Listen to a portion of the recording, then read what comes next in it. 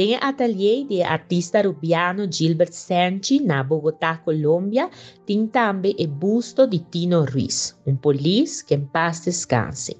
Polis que está perdendo sua vida, fazendo seu trabalho, jovem cumprindo com o serviço na nossa comunidade, a perde sua vida de uma maneira trágica. Essa que segura duele para a nossa comunidade, nos mira a através de criação, através de busto, da riba plaza, para assim poder recordar não somente o jovem polícia aqui não, mas também todos que a perdem vida, brindando serviço na comunidade. Meu serviço e obra está quedando hobby bonita, ainda falta alguns detalhes para saber por que da cá. Meu colega Rocco Chong brinda informação ribesaki. Mirando que a plaza está preparada para sina e ora inang e busto aqui também, por vai formar parte de lo qual tabira obra de arte público. Para sina e ora inang está acessível para tour.